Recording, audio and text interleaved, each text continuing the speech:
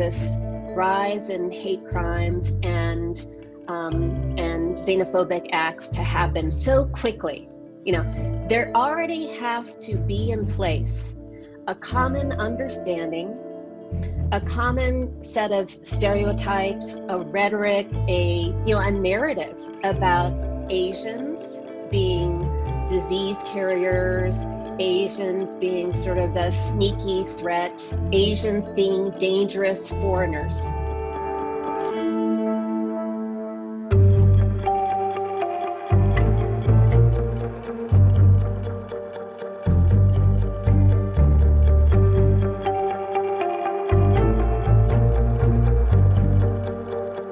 Regardless of what your citizenship status is, regardless of how long you've been in this country, you are still associated with over there, with Asia, and particularly with China. I mean, the other stereotype is all Asians are somehow Chinese. That is actually rooted so far back in our past, as early as Christopher Columbus. And then there's this other stereotype about Asia being a threat, either economically or militarily, like Japan during World War II, or a public health threat, that whether it's India or Vietnam or China, that Asia is made up of just hordes, and I use that term really deliberately, hordes of poor people living in hovels with unsanitary habits, living conditions, and eating really strange things that no civilized peoples would, so rats and bats. Asians then become carriers of disease as well. Up to this point,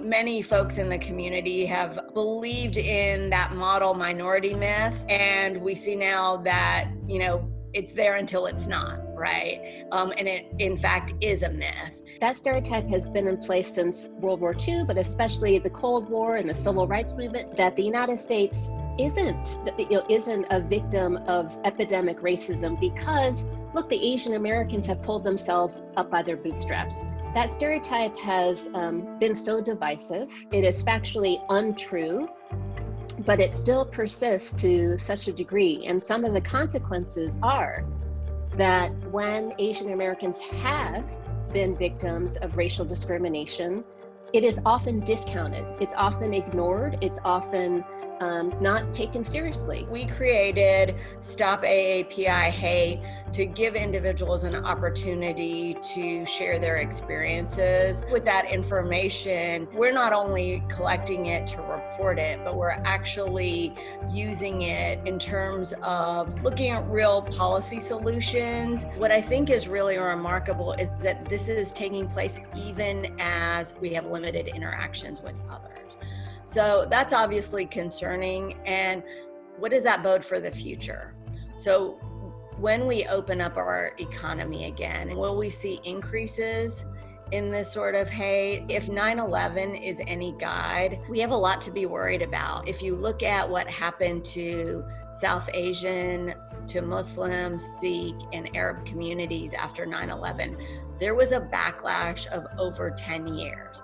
And these were not simply hateful incidents by private actors.